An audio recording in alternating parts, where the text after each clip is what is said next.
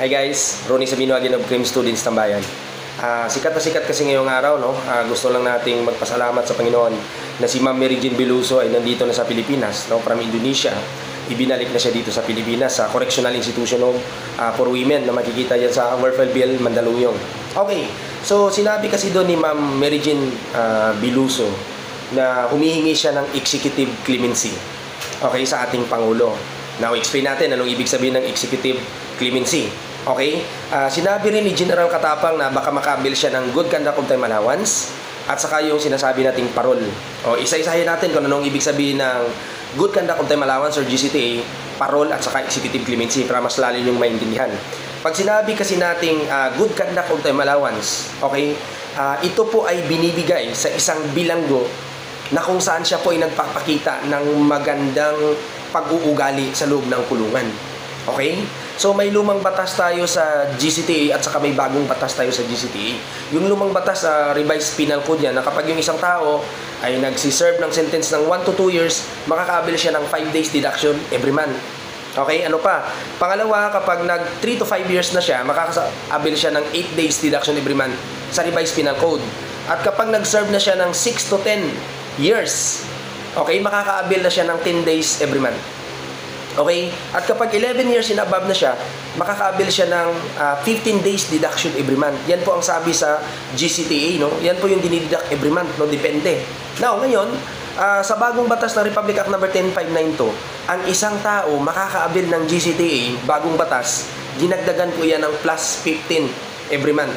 Ibig sabihin, kapag yung isang tao nagsiserve ng sentence niya from 1 to 2 years, plus 5, plus 15 plus 5, makakaabil na siya ng 20 days every month, hindi 20 years, sorry.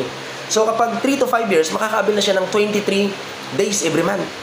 Kapag 6 to 10, 25 days every month. At kapag 11 and up, makakaabil na yung isang tao ng sinasabi nating 30 days every month sa 10592. Yan po ang sinasabi natin sa GCTA. Yung GCTA kasi binibigay yan ng Director of the Bureau of Correction or yung Chief of the BGMP kapag jail, or pwede rin yan yung mga warden, okay, ng mga city municipalities, pwede rin.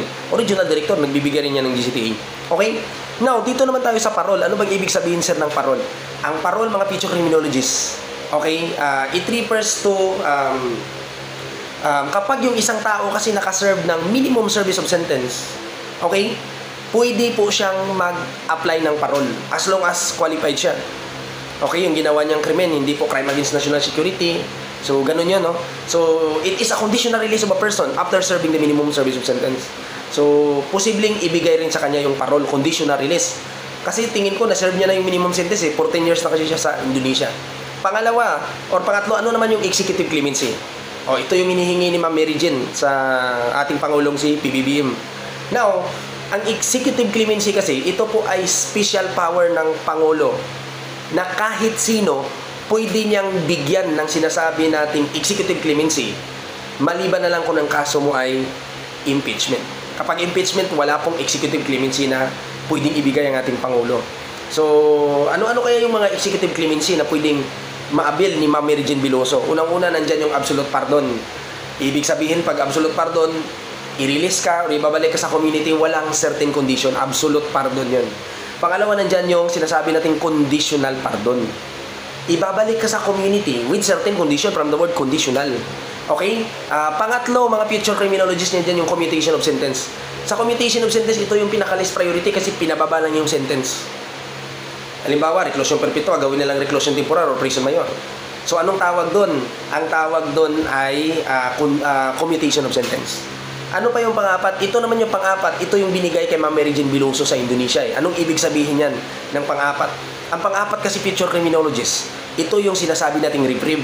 Na imbes na bigyan ka ng ganitong penalty, sinuspend mo na yung penalty. Okay, kasi under investigation. Or yung temporary stay of execution, reprieve yun. At kapag amnesty naman, kadalasan kasi, tingin ko si Ma'am Mary Jane hindi makakabil ng amnesty kasi binibigay lang sa political offender.